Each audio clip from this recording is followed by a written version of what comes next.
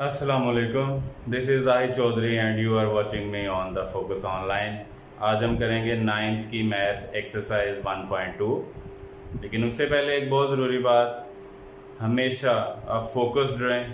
जो भी एक्सरसाइज कर रहे हैं, अगर आप फोकस्ड नहीं हैं, टाइम वेस्ट करने का कोई फ़ायदा नहीं है। सबसे पहले माइंड बनाए अपना कि अभी मैं क्या करने लगा हूँ। मैथ करने लगे हैं, टोटली मैथ आपके माइंड में होना चाहिए उस टाइम पे। दूसरी सोचें रहेंगी, मैथ बिल्कुल समझ नहीं आएगा, then you should be focused. Exercise 1.2 बहुत सिंपल है, जैसे कि 1.1 थी। 1.2 के अंदर आपको मैट्रिक्स की टाइप्स का पता होना चाहिए। उसके बाद 1.1 आपके लिए बहुत इजी हो जाएगी।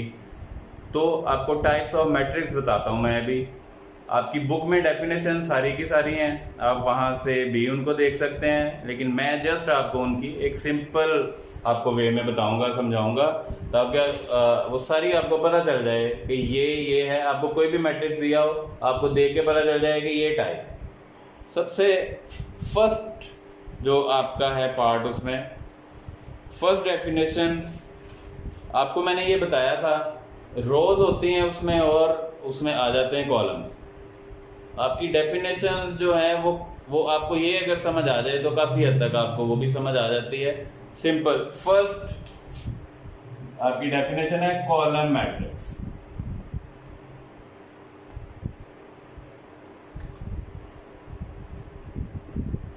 नाम से ही जाहिर है, एक ऐसा मैट्रिक्स जिसके अंदर सिर्फ एक ही कॉलम होता है, उसको बोलते हैं द कॉलम मैट्रिक्स।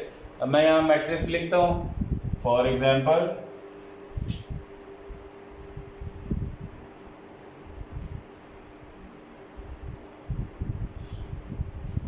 ये आपको पता चल गया कि ये आपके सामने लिखा हुआ है कॉलम मैट्रिक्स।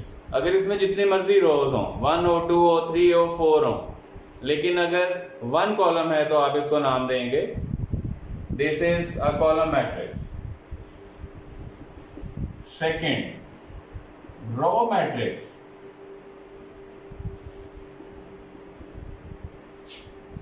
नाम से ही जाहिर है, जिस कॉलम के अंदर सिर्फ एक रो होती है उसको कहते हैं row matrix. A matrix which has only one row is called a row matrix. For example, 3 1 2, this is a row matrix. Next definition is rectangular matrix.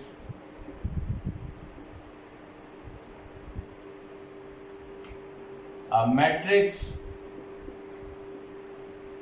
which has not equal number of rows and columns. एक ऐसा matrix जिसमें the number of rows are not equal to the number of columns, आप उसको बोलेंगे rectangular matrix. अब example इसकी जब मैंने लिखनी है वो आपको खुद से ही समझ आ जानी चाहिए कि फर्स्ट 2 एग्जाम्पल्स जो मैंने लिखी हुई हैं ये एक्चुअली ये भी रेक्टेंगुलर मैट्रिक्स ही हैं, क्योंकि number of rose and columns उसमें इक्वल नहीं है। लेकिन फिर भी एक नई एग्जाम्पल यहाँ पे लिखता हूँ जिससे ज़्यादा अच्छे से आपको समझ आ जाएगी। 2 3 1 5 2 0, this is a rectangular matrix. क्योंकि आप देख सकते हैं इसमें आपको 3 रोज नजर आ रही हैं, 2 कॉलम नजर आ रहे हैं, तो इस वजह से ये आपका आ गया rectangular matrix. Next definition is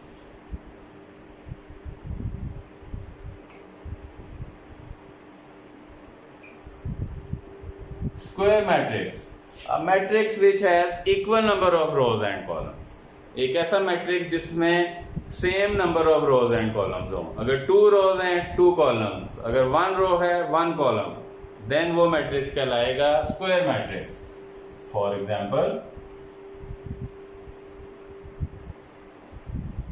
2 3 and 1 - 2, this is a square matrix. क्योंकि आप देख सकते हैं कि नंबर ऑफ रोज भी 2 हैं, नंबर ऑफ कॉलम्स भी 2 हैं। ऐसे आपको पता चल गया कि ये क्या है, स्क्वायर मैट्रिक्स है। नेक्स्ट डेफिनेशन इज नल और जीरो मैट्रिक्स। एक ही मैट्रिक्स के 2 नाम हैं। नल मैट्रिक्स लिखा हो तो भी वही मतलब, जीरो मैट्रिक्स लिखा हो तो भी वही मतलब। नाम से जाहिर है, zero matrix, a matrix in which all the entries are zero. एक ऐसा मैट्रिक्स जिसके अंदर सारी की सारी एंट्रीज 0 नजर आ रही हो आपको, जैसे फॉर एग्जांपल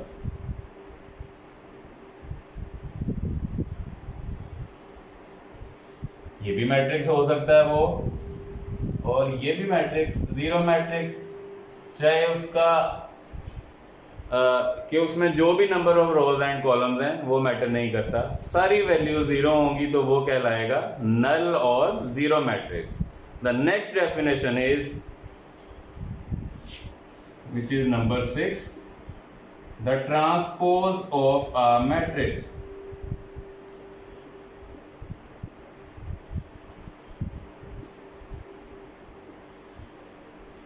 जब भी आप किसी मैट्रिक्स की रोज को चेंज कर देते हैं कॉलम्स के अंदर, या कॉलम्स को चेंज कर देते हैं रोज के अंदर, तो जो मैट्रिक्स हासिल होता है उसको कहते हैं अ ट्रांसपोज मैट्रिक्स। फॉर एग्जांपल मेरे पास एक सिंपल मैट्रिक्स है A, जिसकी वैल्यूज हैं 2 -3 एंड 1 0।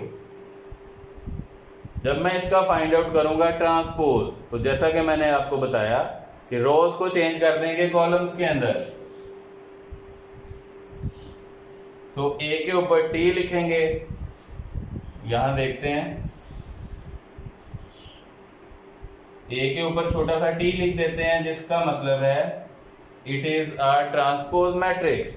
अब इसकी फर्स्ट रो है 2 -3, मैं इसको बना दूंगा कॉलम 2 -3। सेकंड रो है 1 0, मैं इसको बना दूंगा सेकंड कॉलम। सो जो नया मैट्रिक्स आपको मिला वो आप उसको कहेंगे A ट्रांसपोज। ये आपको पता चल गया कि कैसे लेते हैं मैट्रिक्स का ट्रांसपोज। अब स्टूडेंट्स इसके बाद कुछ डेफिनेशन और हैं, अब उनके बारे में आपको बताता हूँ।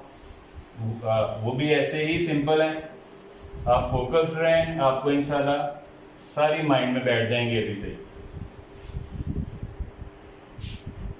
Next definition is negative of a matrix.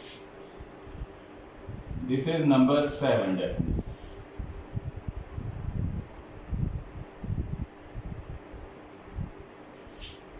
Negative of a matrix, एक ऐसा मैट्रिक्स जिसके आप साइन चेंज कर दें सारे। अगर उसके साथ प्लस है तो माइनस कर दें, अगर माइनस है तो प्लस कर दें। जो नया मैट्रिक्स हासिल होगा वो आपका नेगेटिव मैट्रिक्स कहलाएगा। फॉर एग्जांपल मेरे पास एक मैट्रिक्स था A, और इसकी वैल्यूज हैं 1 -2 -3 एंड 2 0 7। अब नेगेटिव जब मैंने इसका लेना है तो कैसे लूंगा, साइन चेंज कर दूंगा सबके। ये -A बन जाएगा, 1 का साइन चेंज किया -1, और ये -2 है तो ये सिंपल 2 बन गया, ये 3 बन गया।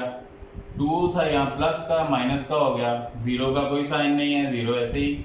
7 के साथ भी माइनस लग जाएगा, तो ये आपके पास आ गया negative matrix. Next definition is symmetric matrix, which is number 8।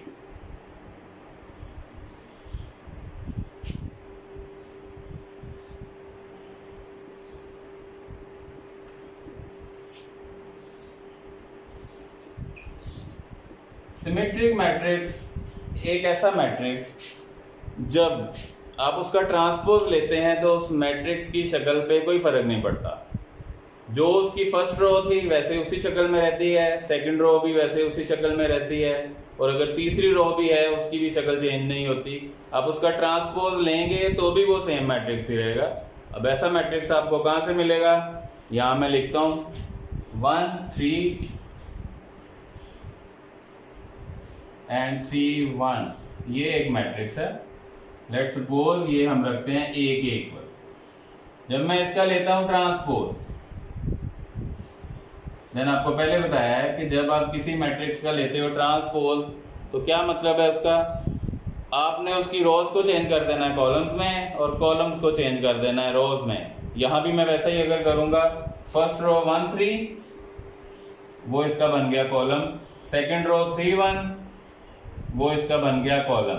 अब आप देखें मैं उसका ले चुका हूं ट्रांसपोज भी, लेकिन फिर भी वो अपनी सेम हालत में है। 1 3 फर्स्ट रो, सेकंड रो भी उसी हालत में है। तो ऐसा मैट्रिक्स जो होता है उसको हम कहते हैं स्क्यू सिमेट्रिक। वो इसके बाद है, ये सिंपल आपका आएगा सिमेट्रिक मैट्रिक्स। अब next definition, skew symmetric matrix. ये कौन सा मैट्रिक्स होता है?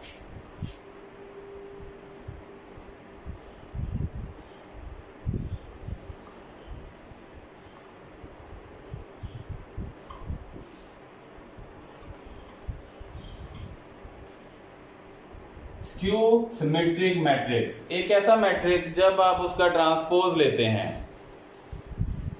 जो उसकी फिगर्स हैं उन पे कोई इफेक्ट नहीं होता, लेकिन वो उसका नेगेटिव मैट्रिक्स बन जाता है। जैसे आपने लास्ट डेफिनेशन सीखी है, उसमें जब आप उसका लेते हो ट्रांसपोज, सेम मैट्रिक्स रहता है, कोई इफेक्ट नहीं होता। इसके अंदर क्या होता है, जब आप उसका लेंगे ट्रांसपोज, वो नेगेटिव मैट्रिक्स बन जाता है उसका। अब वो कैसे बनता है? एक मैट्रिक्स मैं यहां पे लिखता हूं 0 2 -2 0।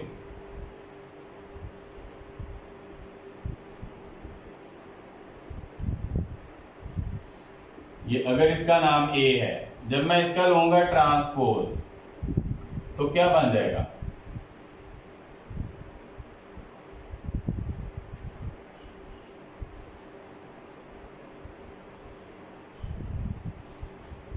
जीरो 2 और -2 0। अब आप नोट करें, जब इसका ट्रांसपोज लिया, सारी वैल्यूज अपनी अपनी जगहों पे नहीं है, सिर्फ उनका साइन चेंज हो गया है, जो कि -a के इक्वल हो गया है। क्योंकि नेगेटिव ऑफ अ मैट्रिक्स में आपको बताया था साइन चेंज हो जाते हैं उनके। यहां भी वही कुछ हुआ, 2 यहाँ प्लस का था, यहाँ माइनस हो गया ट्रांसपोज में, यहाँ माइनस का 2 था, यहाँ प्लस हो गया ट्रांसपोज में। ऐसे मैट्रिक्स को कहते हैं skew symmetric matrix. Next definition is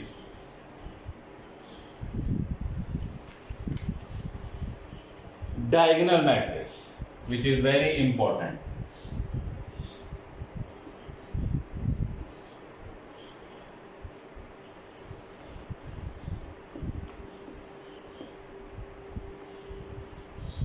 diagonal क्या चीज है? मैं यहां पे मैट्रिक्स लिखता हूं एक, उससे आपको ज्यादा चीज समझ आएगी आसानी से।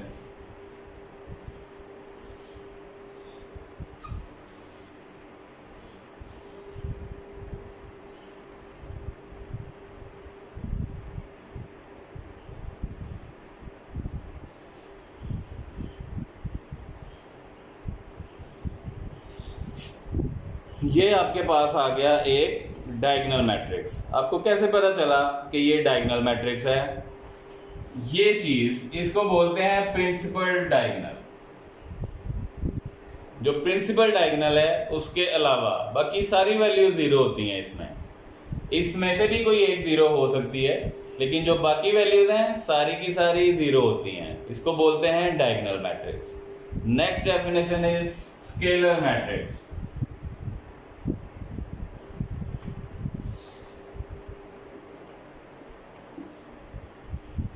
अगर आपको ये समझ आ गई है तो ये भी आपको बहुत जो मतलब समझ आ जाएगी इजीली। अब वो कैसे समझ आएगी?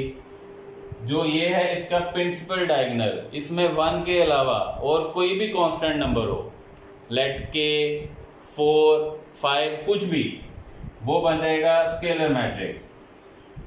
जैसे यहां मैं लिखता हूं 4 0 0 0 4 0। ये नोट करें, डायगोनल के अंदर जो इसका ये डायगोनल है, प्रिंसिपल डायगोनल, सारी वैल्यूज एक सी हैं। फिर ऐसा मैट्रिक्स कहलाता है स्केलर मैट्रिक्स। नेक्स्ट डेफिनेशन, मैंने आपको अभी इसमें बोला कि 1 के अलावा, फिर 1 लगे तो वो क्या होगा? वो भी पता चल जाता है क्या होगा। उसको बोलते हैं आइडेंटिटी मैट्रिक्स।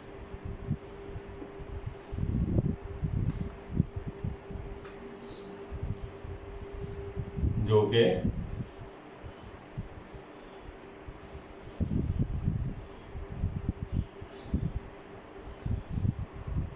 ये देखें, ये है इसका प्रिंसिपल डायगोनल, सारी वैल्यूज 1 है, तो ये ऐसा मैट्रिक्स कहलाता है which is called identity matrix.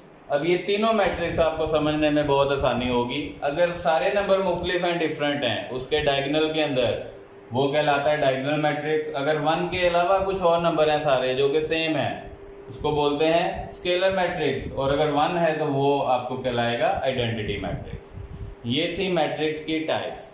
अब 1.2 एक्सरसाइज जो है, अगर ये आपको सारी टाइप्स का पता चल गया है तो 1.2 में कुछ इतना टफ नहीं है कि आपको समझ नहीं आएगा। फर्स्ट में कह रहा है from the following matrices identify unit matrix, row matrix, column matrix and null matrix.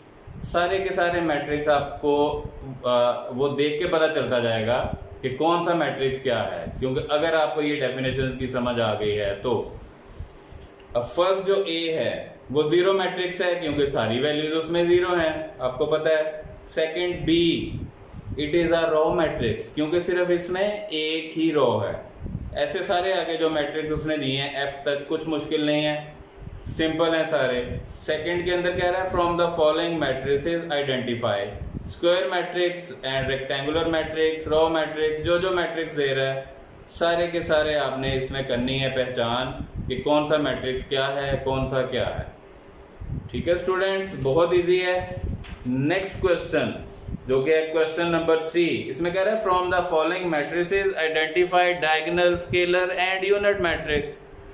ये भी आप बहुत सिंपल तरह से देख के आपको पता चल जाएगा कौन सा मैट्रिक्स क्या है। फोर्थ क्वेश्चन में कह रहा है find negative of the matrix A B C and F. उसने आपको जो भी मैट्रिक्स दिए हुए हैं ए बी सी डी ई, आपने इसके अंदर फाइंड करना है नेगेटिव मैट्रिक्स। सिंपल पहले बताया आपको, सारे जो वैल्यूज दी हुई हैं मैट्रिक्स की, अब उसका साइन चेंज जब कर देते हैं सब वैल्यूज का, वो नेगेटिव मैट्रिक्स बन जाता है। सो इसमें भी करने वाली कोई चीज नहीं है, आप सिंपल इसको लिख के तो कर सकते हो। फिफ्थ क्वेश्चन में कह रहा है find the transpose of each of the following matrices. ये मैं एक कर देता हूं ताकि थोड़ा बहुत आपके माइंड में मजीद चला जाएगा। आपको पहले बताया कि किसी मैट्रिक्स का जब आपने लेना होता है ट्रांसपोज तो कैसे लिया जाता है वो। यहाँ पे देखते हैं इसने आपको A B C D E F ये सारे मैट्रिक्स दिए हुए हैं, इसमें से मैं सी पिक करता हूं। This is question number 5। C matrix is equal to 1 2 2 -1 and 3 0।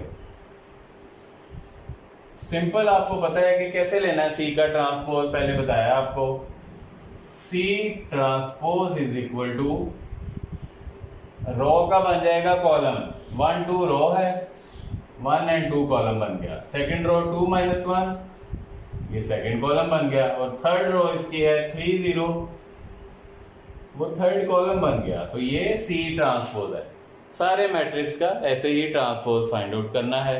Last question का एक पार्ट करूंगा, सेकंड पार्ट आप खुद कीजिएगा, आपको थोड़ी उसकी मिल जाएगी प्रैक्टिस। इसमें कह रहे हैं वेरीफाई दैट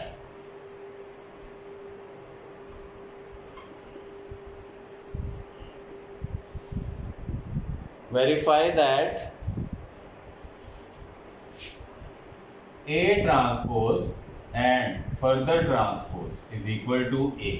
टू साइड्स आपको गिवन है। अब मैट्रिक्स A क्या दे रहा है वो हमें, A is equal to 1 2 0 1।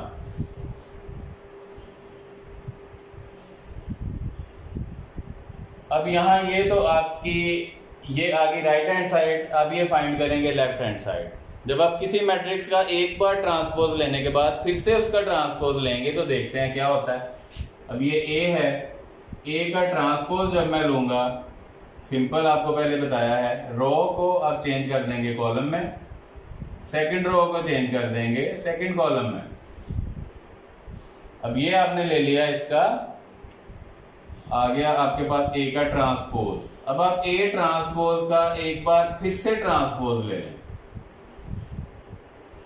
First row 1 0 वो कॉलम बन गया, 2 1 है तो ये सेकंड कॉलम बन गया। अब आप देख सकते हैं कि ये मैट्रिक्स और ये मैट्रिक्स आपस में सेम वैल्यूज हैं इनकी, जिससे जाहिर हुआ कि जब एक बार ट्रांसपोज लेने के बाद आप फिर से ट्रांसपोज लेते हैं वापस उसी मैट्रिक्स पे आ जाता है। सो verified A transpose and further transpose is equal to A. That is your exercise 1.2 and I hope कि आपको ये भी समझ आ गई होगी। अगर आपको लेक्चर अच्छा लगा है तो मेरे चैनल को लाजमी सब्सक्राइब कीजिएगा और बेल के आइकॉन को भी दबाइएगा ताकि जो आगे आने वाले लेक्चर्स हैं वो उनकी अपडेट भी आपको मिल सके। Until the next time, अल्लाह हाफिज़।